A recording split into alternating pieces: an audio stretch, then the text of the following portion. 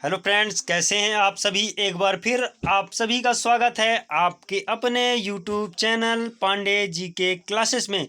दोस्तों, आज हम इस वीडियो में कवर करने वाले हैं भारत की समितियां। दोस्तों, इसके पहले हमने 2 वीडियो बना दिए हैं। पहले वीडियो में हमने समझाया कि भारत का संविधान कैसे बना, पहली बार किसके मन में विचार आया, इसमें कितना खर्चा आया, कितना दिन लगा, कैसे कैसे कब अंगीकृत हुआ, कब बना, है ना।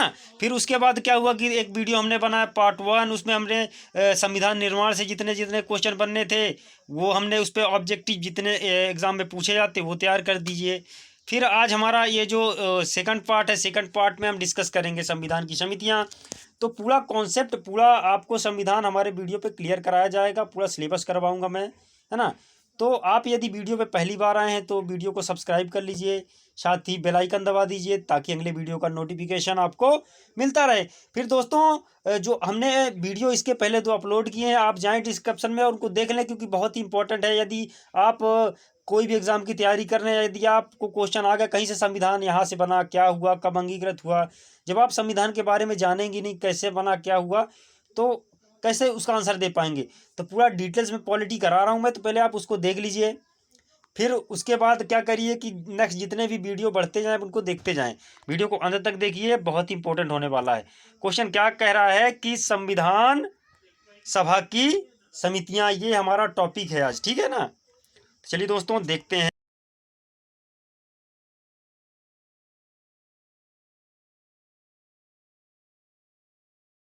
ठीक है, फिर अपना हो गया, दूसरा हो गया छोटी समितियां। दो, हमारा संविधान जब बन के तैयार हुआ, इसकी फिर समितियां बनी, है ना। तो फिर इसके बाद क्या हुआ कि 2 आधार पे बनी। एक हो गया बड़ी समिति, दूसरा हो गया छोटी समिति। अब हम टॉपिक पे आएंगे, पहले देखें कौन सी बड़ी समितियां। ठीक है, फिर बड़ी समितियों पे अपन देख लेंगे।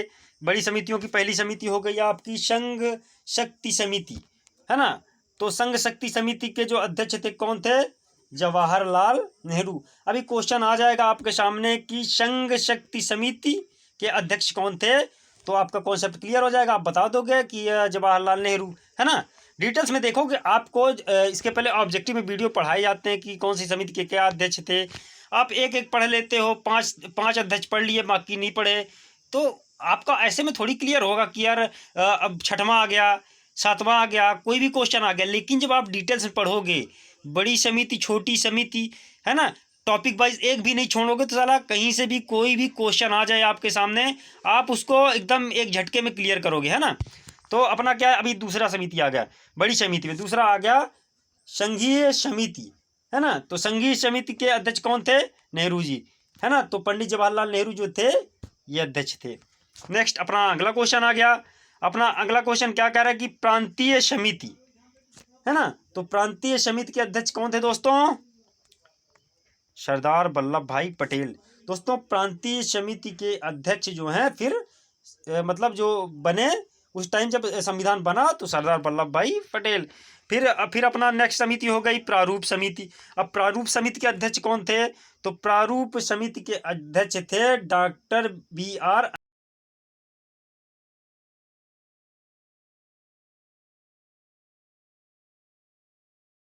अल्पसंख्यकों संबंधी परामर्श की समिति बनी। फिर इसके अध्यक्ष कौन थे? सरदार वल्लभ भाई पटेल। मोस्ट इंपॉर्टेंट क्वेश्चन है दोस्तों, यदि आपके सामने आ जाता है, अगर क्वेश्चन आएगा आपके सामने कि भौतिकी अधिकार एवं अल्पसंख्यकों संबंधी परामर्श समिति, तो इसके अध्यक्ष कौन थे? तो आप तुरंत आंसर दे दोगे कि सरदार वल्लभ भाई पटेल थे, है ना। फिर अपन अगला क्वेश्चन देख लेते हैं। अगला क्वेश्चन क्या है कि अब अगला क्वेश्चन में आ गया कि ये तो अपनी समितियां हो गई। अब उप समिति की बात हुई, तो उप समिति क्या है कि मौलिक अधिकार संबंधी ही इसमें टॉपिक हो गया कि मौलिक अधिकार संबंधी जो थे JB कृपलानी हो गए, और दूसरा हो गया अल्पसंख्यकों संबंधी समिति, जिसका हो गए HC मुखर्जी जी। फिर इसके बाद एक और समिति हुई संचालन समिति, जिसके अध्यक्ष हो गए डॉक्टर राजेंद्र प्रसाद। ये बड़ी समिति में ही आते हैं। फिर इसके बाद अगली समिति आपकी कौन सी हो गई? छोटी समिति। अब छोटी समिति के बारे में अपन देख लेंगे। छोटी समिति में क्या कर रहा है कि छोटी समितियां संबंधी सभा के कार्य संबंधी समितियां इसके अध्यक्ष जेबी मावलंकर थे। जेबी मावलंकर का पूरा नाम क्या था दोस्तों? गणेश वासुदेव मावलंकर, है ना। फिर इससे एक और क्वेश्चन बन जाता है, आखिर ये गणेश वासुदेव मावलंकर कौन थे? तो जेबी मावलंकर कौन थे? अभी एक क्वेश्चन, जो कि भारत के पहले लोकसभा अध्यक्ष थे। अभी एक क्वेश्चन आ जाएगा आपके सामने कि भारत के पहले लोकसभा अध्यक्ष कौन थे? तो कौन थे दोस्तों भारत के पहले लोकसभा अध्यक्ष? तो गणेश वासुदेव मावलंकर। आपके सामने ये भी क्वेश्चन आएगा, जेबी मावलंकर, है ना। फिर अगला क्वेश्चन, अगला हो गया आपका कार्य संचालन समिति। अभी क्वेश्चन इससे बनेगा कि कार्य संचालन समिति के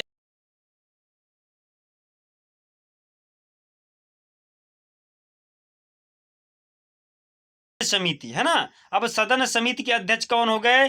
तो इसके अध्यक्ष पीवी सीतारमैया। इनका पूरा नाम क्या था दोस्तों? पट्टाभी सीतारमैया, जो कि मध्य प्रदेश के पहले राज्यपाल थे। नेक्स्ट अपना अगला समिति हो गई, अगली समिति आपकी हो गई कि राष्ट्रध्वज संबंधी तदर्थ समिति, है ना। राष्ट्रध्वज संबंधी तदर्थ समिति, इसके अध्यक्ष कौन थे? मोस्ट इंपोर्टेंट क्वेश्चन है। तो इसके अध्यक्ष थे डॉक्टर राजेंद्र प्रसाद, इसके भी अध्यक्ष थे। फिर अगली समिति हो गई आपकी, अगली समिति क्या कह रही कि वित्त एवं कर्मचारी समिति। अभी अब आप सोचोगे वित्त एवं कर्मचारी समिति, तो भैया वित्त मंत्री होते हैं देश के, जो हर साल वित्त केंद्रीय बजट पेश करते हैं ना। वित्त मंत्रालय आपने सुना होगा कि वित्त मंत्री हो गए, वित्त मंत्रालय हो गया, जो कि केंद्र और राज्य का बजट वित्त मंत्रालय पूरा देखता है। तो है ना, जो कि पूरा वित्त जो होता है, चाहे केंद्र का हो चाहे राज्य का, तो उसी में है कि वित्त एवं कर्मचारी समिति। तो जो कि इसके अध्यक्ष कौन थे दोस्तों? तो इसके अध्यक्ष भी थे डॉक्टर राजेंद्र प्रसाद। फिर इसके बाद अगली समिति होगी कि प्रारूप समिति। विभिन्न समितियों के प्रस्ताव पर विचार करने के बाद प्रारूप समिति ने भारत के संविधान का प्रारूप तैयार किया। अभी ये समिति के बाद अब प्रारूप समिति की बात हो गई कि प्रारूप समिति तैयार कैसे हुई, बनी कैसी, है ना। अभी समिति तो बन गई, अब समिति के बारे में देखेंगे कि थोड़ा समिति अपनी बनी कैसी। तो प्रारूप समिति विभिन्न समितियों के प्रस्ताव पर विचार करने के बाद प्रारूप समिति ने भारत के संविधान का प्रारूप तैयार किया। ठीक है, कि इसके बाद फिर क्या हुआ कि